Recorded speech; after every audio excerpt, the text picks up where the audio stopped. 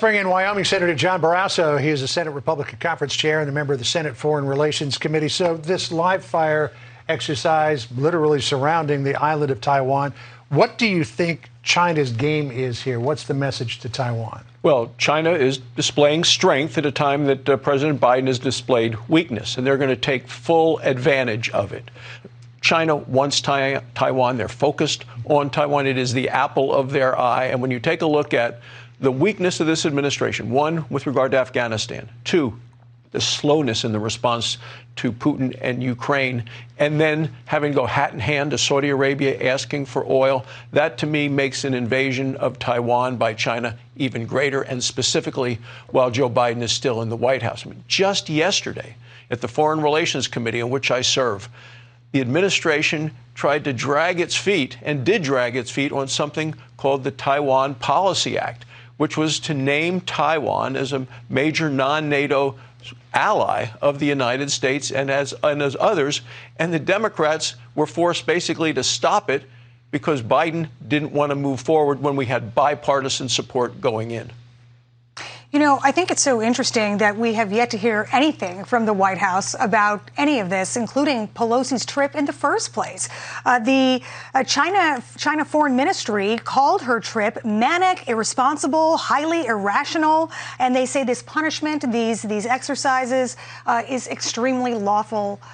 You know, but should the White House, if they could go back and redo this, should they have said something when China threatened Speaker Pelosi in the first place? Absolutely. I supported Speaker Pelosi's trip. You know, 25 Republican senators came out with a statement supporting Speaker Pelosi. I mean, think about that. I've been to Taiwan to see President Tsai, went with a group of senators. Tom Cotton was part of it, Dan Sullivan, Joni Ernst, Lindsey Graham. And yeah, China was mad about it, and they put out statements and did a couple of things.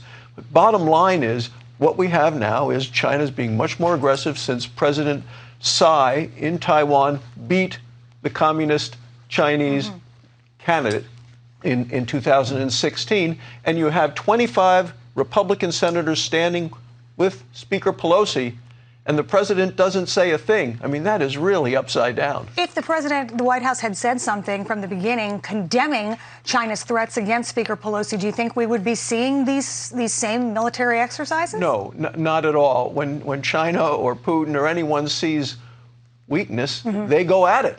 And that's what's happened right here. The president needs to show some backbone internationally.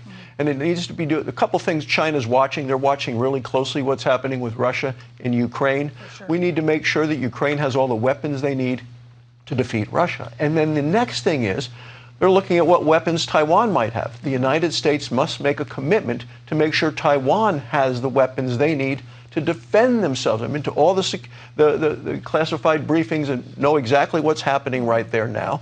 We need to make sure that we want to prevent, not provoke war. And the way to do that is you make Taiwan into a porcupine. Make it painful if China goes after them. Right. We talked about the Biden administration's response to this. We had Congressman Mike Gallagher of Michigan on earlier. He said that in the face of increased Chinese belligerence and aggression, the Biden administration really needs to recalibrate its spending priorities. This is what he said this morning. Listen.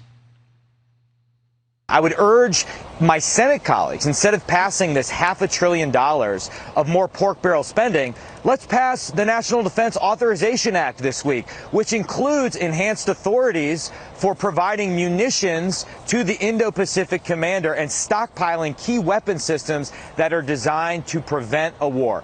So we can see the contrails of Chinese missiles going up within easy sight of Taiwan.